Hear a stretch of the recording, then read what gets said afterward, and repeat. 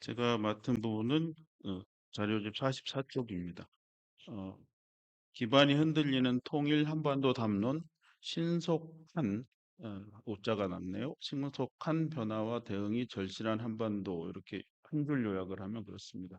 2021년 북한은 노동당 규약을 개정했습니다. 거기서 북한식 통일 이론이라고 할 수 있는 남조선 혁명론을 당면과제에서 삭제해 버렸습니다.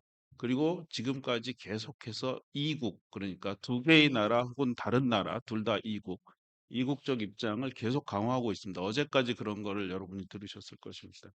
우크라이나 전쟁과 미국의 단기적 이해관계에 따라 조성된 북중러에 대한 그 견제, 한미일이 북중러를 견제하는 이 삼각견제죠. 이 견제는 그 삼국의 협력을 강화해 버렸습니다. 그래서 북한의 발사체계 발전을 앞당기는 굉장한 아이러니를 낳고 있습니다. 대한민국은 전 유럽 공급분을 합한 것보다 더 많은 포탄을 우크라이나에 제공했습니다. 이게 직접 제공이 아닐 수도 있습니다. 미군의 재고를 채워주고 미군의 재고 포탄이 우크라이나에 갔을 수도 있기 때문에 직접은 아닐 수 있으나 결국 공급한 것으로 보시면 되겠습니다. 결과적으로 남북의 포탄이 우크라이나에서 교차되고 있는 진풍경을 우리가 보고 있는데 아무도 이 말을 잘 안 하는 것 같아서 제가 끄집어냈습니다. 대한민국의 공론장과 공교육, 정부는 이러한 변화에 아랑곳 없이 분단일의 효능감을 갖지 못한 통일론, 특히 고토 회복의 흡수 통일론에만 매달려서 내부 설득조차 실패하면서 집행을 위한 집행이라는 무한궤도를 벗어나지 못하고 있습니다. 윤석열 대통령은 후보 시절에 선제 타격을 외마디구로 내놨었고, 시대착오적인 힘에 의한 평화라는 선동적 어휘를 정책이라면서 제시를 하고 있습니다. 대한민국은 안보에 있어서 내부적으로 최악의 상태에 놓여 있는데요. 이게 어제 발표된 김여정의 메시지에서도 그대로 드러나고 있습니다. 평화를 열망하는 시민사회는 한 번 더 평화라는 굉장히 높은 수준의 난제, 그런데 각종 정책들이 합리성이 전혀 없는 정부라는 이중고를 겪고 있는 것입니다. 이 정부 가지고 이렇게 고차원적인 문제를 어떻게 푸냐 하는 것입니다. 시민들의 선택은 평화를 향한 더 급진적 개혁이 될 수밖에 없습니다. 이는 체제 자체와 분단에 대한 정치 철학적 이해를 새롭게 하고 과거에는 합리적이라고 생각했지만 분단 극복에는 전혀 효능이 없었던 정책과 지향에 대해서는 과감하게 개혁을 하지 않으면 안 됩니다. 앞에 발표자들도 거의 공감하는 내용이지만 아무리 둘러봐도 현재 정부 여당이 이러한 작업에 나설 의도도 실력도 없는 것으로 판단됩니다. 그렇다면 야당들이 나서야 되고 그 보완제 또 미래 준비에 나서야 됩니다. 진정한 정치인이라면 자신의 집권에만 골몰하는 것이 아니라 정치적 임기에 책임을 느끼고 상응하는 주도 면밀한 행동을 할 수 있어야 된다고 생각합니다. 어, 그래서 제가 제안한 정책을 네 가지 카테고리로 이제 말씀을 드린다면 첫 번째는 정치 철학적 기반 조성입니다. 이 정책 얘기하는데 철학을 꺼내냐 이런 말씀을 하시겠는데 이 철학에서 난 에러를 도저히 정책으로 메꿀 수가 없습니다. 여기서 전환이 일어나야 됩니다. 두 번째, 에, 통째성인데요. 북한 인권 이렇게만 보도가 나오고 있습니다. 한반도 인권이 맞는 말입니다. 왜냐하면 북한에서만 문제가 생기는 것이 아니라 상호 관계와 또 북한 지역만이 아니라 한반도 전체에서 문제가 생기고 있기 때문입니다. 그래서 이 인권 문제의 그 테마 이름 자체가 한반도 인권이어야 되고 그거에 맞춰서 정책이 설정돼야 된다는 것입니다. 세 번째, 남북 간의 접촉 협력 재개 이건 뭐 현 정부조차도 이게 필요하다고 말하고 있습니다. 그러면서 모순된 행동이 뭐냐면 그 경험 집단을 해체해 버리는 겁니다. 통일부에 남북 대화를 해본 사람들을 다 해고해 버렸어요. 이 문제에 대해서 지적하지 않을 수가 없습니다. 네 번째, 이런 바탕에서 통일 교육이라는 걸 합니다. 지금 이제 우리 교사 선생님도 많이 계신데 이 학교 통일 교육이 헌법을 넘어설 방법이 없지 않습니까?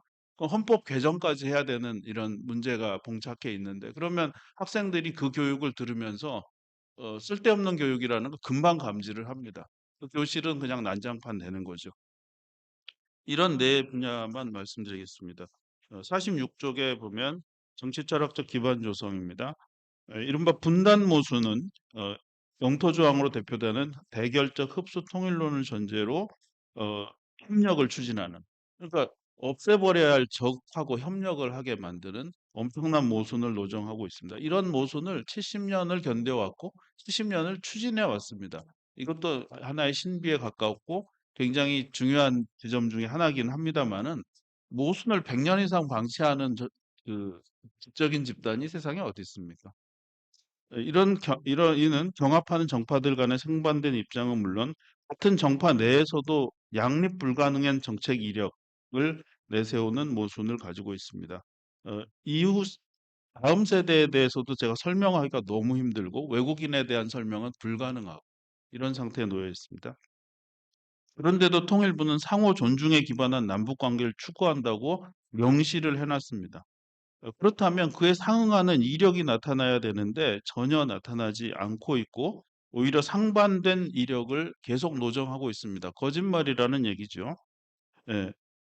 기밀이다. 한 번 더 문제는 뭐 특수직역의 영역이다. 이렇게 이제 생각하기 때문에 대중들도 쉽게 그런갑다. 우리가 더 알면 안 되는갑다. 이렇게 가고 있는 것 같습니다. 어, 세부 정책으로 조금 넘어가도록 하겠습니다. 첫 번째, 헌법 내의 모순, 특히 제3조와 4조를 바로잡는 것을 목표로 해야 됩니다. 이 개헌을 건드려 놓으면 한반도뿐 아니라 온 동네가 다 난리가 나죠. 예.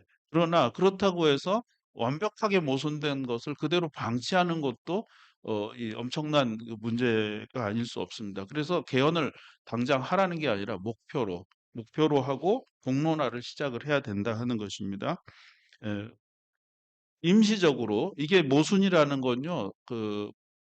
사법 당국도 알고 있어요.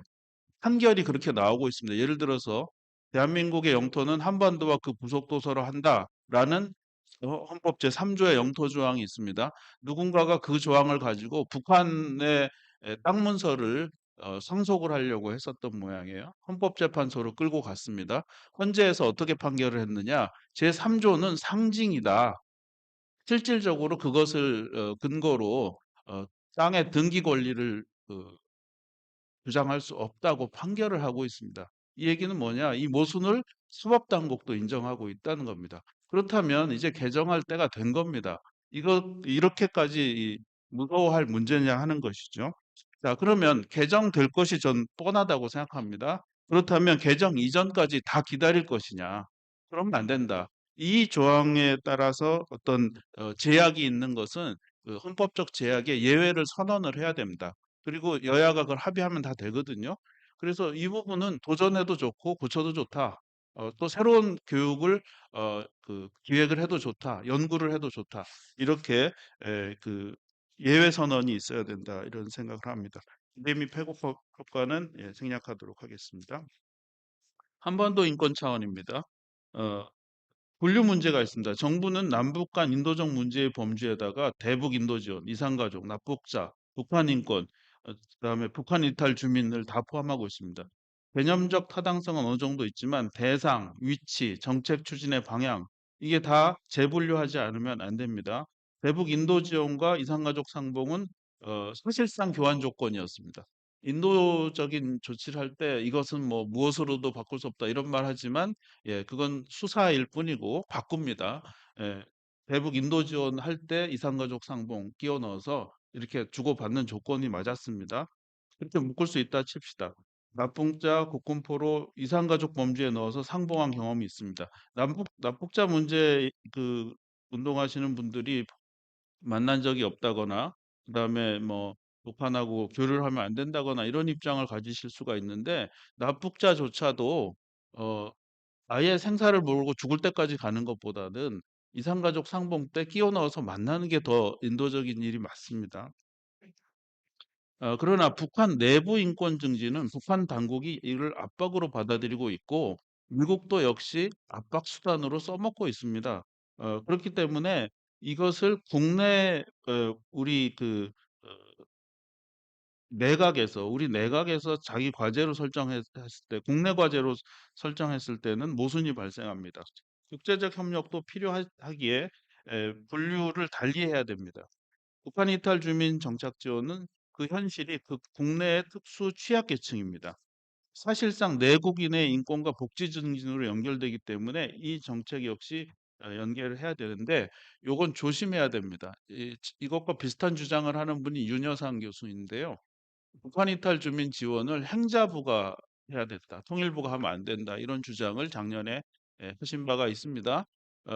그런데 그렇게 하면은 무슨 문제가 생기냐면 지금까지 북한 이탈 주민에게 주는 주거, 교육, 복지, 일자리 혜택을 다 박탈해야 됩니다. 어, 행자부가 국민 중에 누군가를 특권층으로 이렇게 만들 근거가 없기 때문에 그렇습니다. 천천히 바꿔야 되는 문제입니다. 또 하나의 한반도 인권 문제. 한반도 인권 참상은 6.25 전쟁으로 극에 달했었습니다. 인민군 국군, 미군에 의한 민간인 희생과 학살도 있었습니다. 이산가족 역시 일방의 문제가 아니죠. 그래서 이 문제의 이름 자체가 북한 인권이 아니라 한반도 인권이어야 한다는 것입니다. 그리고 북한 내 인권을 설정을 한다고 해도 정확히 조사가 불가능합니다. 그렇게 만능인 검찰이 주력공을 압수수색하면 제가 믿어주겠습니다. 네. 어, 그래서 이 문제를 그렇게 다뤄야 된다는 것이고요. 어, 좀 생략을 하겠습니다. 그래서 이런 분류를 먼저 해야 되고 세부 정책으로 넘어가서 북한 당국과 직접 협상해야 되는 인도 지원 이산가족은 통일부가 추진한다. 북한 내부의 인권 증진은 외교부 등 국제협력 부서가 주무를 맡도록 역할을 조정해야 됩니다. 북한 이탈 주민의 남한 정착 지원은 통일부가 계속하되 역차별 논란을 피하기 위해서 특혜에 대한 공론장을 열어둬야 됩니다. 예를 들어서 여러분 북한 이탈 주민에게 임대주택을 우선 배정하는 거. 그다음에 우리가 반값 등록금 이런 얘기 옛날에 했었는데 제로 등록금입니다. 그러면 우리가 그렇게 명시적으로 공론화해서 합의 본 적이 있나요? 이분들에게 그렇게 하자고 합의 본 적이 있을까요? 없을까요? 예, 암묵적 합의에 그치고 있어요. 이거 특혜는요, 모든 특혜는 주기적으로 구성원들에게 동의를 얻지 못하면 위헌이 되는 것입니다. 그래서 그런 절차들을 만들어야 됩니다. 참고로 말씀드리면 저는 북한이탈 학생들을 지원하는 게 제 직업이긴 합니다. 예. 다음 넘어가겠습니다. 남북 간 접촉 협력 재개 경험 집단의 보존입니다. 정책 목표 수립과 수렴대, 그죠? 정책이 다 같을 수는 없겠죠. 이렇게 수렴이 돼야 되겠죠. 과제지만 어, 그렇게 형성된 정책 목표를 남북 간 접촉해서 합의에 도달하게 하는 관철, 이거는 협상에 엄청난 노하우가 필요합니다. 제가 일천하지만 북한 어, 그 간부들하고 여러 차례 협상을 붙었던 적이 있습니다만은 우리가 선한 의도를 가졌더라도 북한이 자꾸 특수성을 주장하기 때문에 협상에 정말 수많은 노하우들이 필요합니다. 그런 게 없으면 판판이 깨집니다. 어, 그러니까 정부는 오죽하겠습니까? 우리 텔레비전에서 보는 회담 1회가 진행이 되면요. 그 회담 사무국에서는 시나리오를 10개를 만듭니다. 그럼 10개의 회담이 진행됐다. 텔레비전에 나왔다. 그러면 시나리오가 몇 개겠습니까? 100개입니다. 그렇게 대응하지 않으면 정책 목표가 실현되지 않습니다. 그러니까 남북 회담 사무국이 따로 있었던 겁니다. 통일부 산하의 국 자체가 별도 건물에 엄청난 그 인력과 그 노하우가 축적이 돼 있었던 것이에요. 그런데 이번에 통일부 장관이 남북 간 합의를 다 부정하는 분이 오셨어요. 이게 통일부의 존재를 부정하는 분입니다. 오시더니 차관을 외교부 사람을 갑자기 차관으로 앉힌 다음에 이 일들을 담당하던 고위 공무원들을 다 퇴직시켜 버렸어요. 잘라 버렸는데 그 자르는 방법이 뭐였냐면 감찰이었습니다. 그런 일이 벌어지자 통일부 내부에서는 정신과 병원에 가는 어, 그 고위직들이 발생을 하고 엄청난 파장이 일어났던 겁니다. 이게 지금 그 경험 집단을 해체해 버린 겁니다. 이렇게 되면 어떻게 되느냐? 이제 만약에 다음에 누가 정권을 이제 교체가 됐다 하더라도 이 경험 집단 되살리는데 보통 일이 아닙니다. 엄청난 노력이 들고 한동안은 그 남북 접촉에서 좋은 성과를 내기가 어려울 수가 있는 것이고요. 그러면 그 전에 이 정권은 어떻겠습니까? 만날 사람들 실제 만나서 틀어쥐고 협상을 우리의 목표대로 끌고 갈 사람들이 없어요. 그러면 협상을 하겠습니까? 안 하겠습니까? 안 하겠죠. 이게 아무것도 안 하겠다는 실질적 몸으로 하는 선언입니다. 예. 그럼 어떻게 대안을 어떻게 해야 되느냐? 일단 그 이번 선거에서 그 해체된 인력 집단 다시 빨리 모아라 하는 강력한 요구가 있어야 됩니다. 그다음에 야당과 민간 싱크탱크들이 그분들을 흩어지기 전에 모아서 그분들의 경험을 축적을 시키고 계속해서 역할을 부여하고 마이크를 주는 이런 일들이 있어야 된다고 생각합니다. 우리가 지금 대북 그 협상 부서, 협상의 파트너를 삭제하는 이 엄청난 상황이에요. 어, 그러니까 무슨 일이 먼저 벌어졌냐면요. 두 번째로 그거의 반작용으로 벌어진 일이 북한이 대남 부서를 없애버렸습니다. 이제 서로 만날 이 실무 부서가 없거나 뭐 있다고 해도 명목상 존재하는 이런 상황이 돼버리는 거예요. 이런 상황에서 우리가 남북 대화하세요. 이렇게 이제 뭔가 정책 제안을 한다 그러면 얼마나 바보 같은 그런 느낌이 들겠습니까? 이 엄청난 일이 벌어졌습니다. 그리고 이것은 여기 자료집에 없습니다. 이명박의 꿈이 이루어진 겁니다. 이명박 씨는 대통령 인수위 시절에 통일부를 없애려고 했습니다. 그러다가 자신을 지지한 기독교 인사들의 그 성명 어, 을 듣고서는 그걸 없애지 못했는데요. 그 후에 통일부하고 관련이 없는 장관, 차관, 그다음에 안보실장을 임명함으로써 사실상 통일부를 없앤 것과 같은 그런 운영을 임기 내내 해왔던 것을 우리가 알 수 있습니다. 어, 희한하게도 지금 화면에는 대통령 부부가 중심인데요. 어, 이루어지는 꿈은 이명박의 꿈이 계속 이루어지고 있습니다. 이런 현상도 우리가 주목을 해야 된다고 생각합니다. 세부 내용은 읽어보시면 되겠고요. 이제 마지막으로 통일 교육입니다. 분단 모순과 이에 따른 정책 모순은 분단도 그것을 극복하는 대안도 합리적 설명을 불가능해 하고 있습니다. 이런 헌법 체제에서 공교육 현장에서 분단을 극복하는 혁신적 교육을 제안하게 됩니다. 제가 뭐 조금 이렇게 통일 교육으로 불려 다닌 입장인데요. 학교는 정규 학교는 한 지난 20년 동안 한두 군데밖에는 없었습니다. 왜 그러냐면 제가 참지 않거든요. 헌법에 문제가 있다는 말을. 그것을 교장 선생님이 들으시면 저 사람은 다시는 부르지 마라 이렇게 되는 것입니다. 예. 그래서 제가 강사를 많이 나가기 위해서 하는 말이 아니고요. 모순이 그만큼 크다는 말씀입니다. 결과적으로 국가 전체를 평화에 관한 무능력 집단으로 만들고 있는 것입니다. 에, 그 결과 현존 최장 분단 기간을 갖고 있고 차세대에게는 이해시키지 못하고 있고 그러면서도 군대는 가라 하는 희생을 강요하는 엄청난 모순을 우리가 가지고 있는 것입니다. 공교육 끝나면 통일에 대해서 외면합니다. 지금 이번 연도에 서울대 통일평화연구소에서 조사한 지금 17년째 조사하고 있습니다. 통일의식 조사에서 보게 되면 전 국민의 65%가 통일은 안 될 것이다. 이렇게 혹은 뭐 안 될 것이다라는 표현 중에 약한 것이 30년 후에나 될 것 같다. 이런 식의 진단을 하고 있습니다. 어, 이상하게도 우리 대중들과요, 북한 노동당과 의견이 일치합니다. 북한 노동당은 통일을 당면과제에서 삭제해 버렸고요. 우리 대중들은 마음에서 지워버렸습니다. 네, 이런 엄청난 일이 우리 앞에 지금 벌어지고 있습니다.